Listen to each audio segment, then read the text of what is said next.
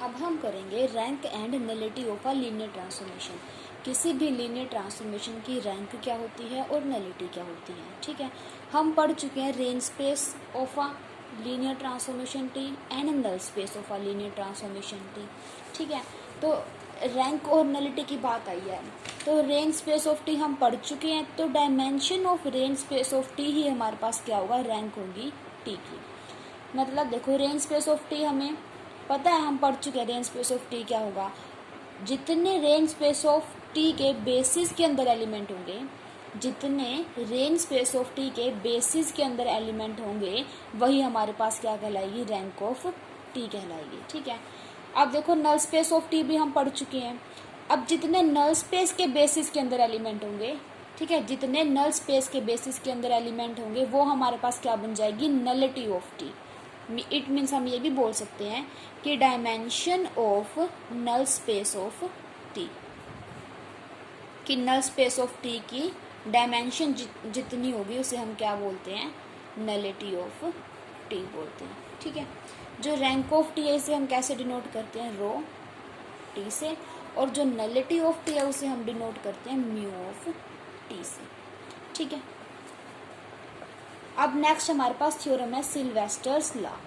सिल्वेस्टर्स law में हमें देखो क्या शो करना है, थ्योरम टी कोई भी लीनियर ट्रांसफॉर्मेशन है UF टू VF, तो हमें प्रूफ करना है कि rank of T plus nullity of T.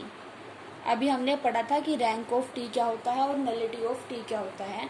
इन दोनों का जो सम है किसके इक्वल होना चाहिए, इसकी डायमेंशन के, मीन्स डायमेंशन ऑफ यू के इक्वल प्रूफ करना है हमें। ठीक है, अब हमने पढ़ा कि रैंक ऑफ टी को हम किससे डिनोट करते हैं, rho of T, plus nullity of T को किससे डिनोट करते हैं, म्यू ऑफ टी से, is equal to dimension of U. ठीक है, तो इसको इस तरीके से भी लिख सकते हैं और इसको इस तरीके से भी लिख सकते हैं। एक तरीका और है, अभी हमने डेफिनेशन की थी, उसमें रैंक ऑफ टी क्या था, dimension of range space of T था, और नलिटी ऑफ टी क्या था, dimension of null space of T था, is equals to dimension of U. मतलब इस एक स्टेटमेंट को हम तीन तरीकों से लिख सकते हैं। ठीक है, तीनों एक ही बात है। अब हम इस थ्योरम को प्रूफ करेंगे। ठीक है, इस थ्योरम को प्रूफ करने का थोड़ा सा आइडिया लेकर चलते हैं कि किस तरीके से करेंगे। हम सबसे पहले मान के चलेंगे कि नल स्पेस के अंदर, नल स्पेस के बेसिस मान के चलेंगे हम। ठीक है, हमने मान लिया U1 U2 UN null space के बेसिस हैं।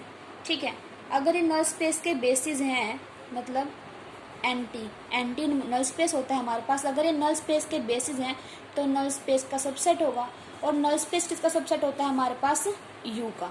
ठीक है, तो हमारे पास ये सबसेट होगा किसका, यू का, और बेसिस है तो इस वजह से लीनियरली इंडिपेंडेंट होगा। So this is a linearly independent subset of you. अब ये हमारे पास लीनियरली इंडिपेंडेंट सबसेट हो गया यू का, तो बाय एक्सटेंशन थ्योरम हम इसको एक्सटेंड करके यू के बेस बना सकते हैं। अगर हम इसको एक्सटेंड कर दें तो इसको एक्सटेंड करके यू का बेसिस बनाया जा सकता है। तो हमने इसके अंदर कुछ एक्स्ट्रा एलिमेंट डाल दिए ताकि हम इसको यू का बेसिस बना सकें। हमने मान लो UM+1 से लेके UN तक के एलिमेंट ऐड कर दिए इस सेट के अंदर, ये वाले एलिमेंट, ताकि हम इसको यू का बेस बना सके। ठीक है, तो हमारे पास ये क्या हो गया, मान लो हमने इसको यू का बेसिस बना दिया बाय एक्सटेंशन थ्योरम, क्योंकि ये लीनियरली इंडिपेंडेंट सबसेट था यू का, तो हमने इसको नाम दे दिया एस। ठीक है, तो ये बन गया S is a basis of U. तो डायमेंशन ऑफ यू क्या हुई, जितने उसके बेसिस के अंदर एलिमेंट होंगे, कितने एलिमेंट हैं 1 से लेकर n तक, तो डायमेंशन ऑफ यू हमारे पास क्या हो गई, n हो गई। अब हमें ये वाली चीज प्रूव करनी थी। ठीक है, rank of T plus nullity of T. Nullity of T क्या आएगा, जितने भी नल स्पेस के बेसिस के अंदर एलिमेंट होंगे, और नल स्पेस के बेसिस के अंदर एलिमेंट कितने थे, m, तो m is equal to dimension of U. Dimension of U हमारे पास क्या है, n, तो हमें ये वाली चीज प्रूव करनी है। ठीक है, तो इसका मतलब हमें क्या दिखाना है कि रैंक ऑफ टी क्या आना चाहिए, n-m आना चाहिए। ठीक है, तो हम क्या करेंगे, एक सबसेट सेट लेकर चलेंगे जिसके अंदर n-m नंबर ऑफ एलिमेंट आ रहे होंगे, और हम उस सेट को क्या दिखा देंगे, बेसिस दिखा देंगे किसकी, रेंज स्पेस ऑफ टी की। अगर रेंज स्पेस ऑफ टी की बेसिस में n-m एलिमेंट आ गए तो इसका मतलब रैंक ऑफ टी क्या हो जाएगी, n-m हो जाएगी, और यही चीज हमें प्रूफ करनी है। ठीक है, तो इस तरीके से प्रूफ करेंगे इस थ्योरम। तो करते हैं आप थ्योरम का प्रूफ। देखो वही बात है, सबसे पहले लेके चले हम let u1 u2 um be are basis of null space of T. अगर ये नल स्पेस ऑफ टी के बेसिस है तो इसकी डायमेंशन कितनी हो जाएगी नल स्पेस ऑफ टी की, m हो जाएगी। और जितनी नल स्पेस की डायमेंशन होती है वो हमारे पास क्या होती है, नलिटी ऑफ टी होती है। Then u1 u2 um being linearly independent in N T will be linearly independent in U, क्योंकि जो ये सेट है बेसिस है नल स्पेस ऑफ टी का, तो ये लीनियरली इंडिपेंडेंट सबसेट होगा नल स्पेस का। और नल स्पेस किसका सबसेट होता है, यू का सबसेट होता है। तो इस वजह से ये क्या होगा, linearly independent subset of U. तो by extension theorem it can be extended to a basis of U. तो इसको हमने क्या कर दिया, इसके अंदर एक्स्ट्रा एलिमेंट ऐड कर दिए यू का बेसिस बनाने के लिए। ये वही चीज़ है जो मैंने आपको भी पहले पेपर पे समझाई थी, तो इसमें कुछ भी अलग नहीं है। तो यहाँ से देखो इसके अंदर, यहाँ से डायमेंशन ऑफ यू कितनी हो जाएगी हमारे पास, n हो जाएगी। और dimension of null space of T m हो जाएगी। ठीक है, तो नलिटी हमारे पास m आ गई, डायमेंशन ऑफ यू n आ गई। तो हमें दिखाना है यहाँ पे से कि dimension of range space of T कितनी आए, n माइनस m आए। तो we shall first show that s dash, हम कोई भी सबसेट लेके चले, इसको हम क्या दिखाएंगे, बेसिस है किसका, रेंज स्पेस ऑफ टी का। अब देखो हमें क्या दिखाना था, रेंज स्पेस ऑफ टी की डायमेंशन कितनी होनी चाहिए, n माइनस m होनी चाहिए। तो मीन्स इसके अंदर n माइनस m एलिमेंट जाने चाहिए। और देखो m प्लस 1 से लेकर n तक जा रहे हैं, तो एलिमेंट कितने हुए इसके अंदर, total n minus m elements हुए। अब देखो हम इसको क्या दिखा देंगे, this is a basis of range space of T. Null space की बेसिस डायमेंशन कितनी आई है, m, u की डायमेंशन n, dimension of range space of T. तो हमें क्या दिखाना पड़ेगा कि रेंज स्पेस की डायमेंशन यहाँ से कितनी आ जाए, dimension of range space of T is equals to n minus m। ठीक है, अब ये वाला सेट लेकर चले हैं। इसको बेसिस दिखाने के लिए क्या दिखाते हैं, फर्स्टली लीनियरली इंडिपेंडेंट होना चाहिए, दूसरा स्पैन करना चाहिए किसको, रेंज स्पेस ऑफ टी को। Since s is a basis of u, अब जो ऐसे सबसेट ऐसा सेट है, ये क्या है, बेसिस है किसका, u का। So each vector u belongs to capital u can be expressed as a linear combination of elements of u। ठीक है, तो यहाँ पे हमने u को क्या लिख दिया, अगर u कोई भी एलिमेंट लेंगे u का, और ये जो सेट है बेसिस है u का, तो इसको हम इसके लीनियर कॉम्बिनेशन में लिख सकते हैं। ठीक है, and hence each vector t of u in R t is given by. अब क्या किया हमने, यहाँ पे दोनों तरफ t को ऑपरेट कर दिया।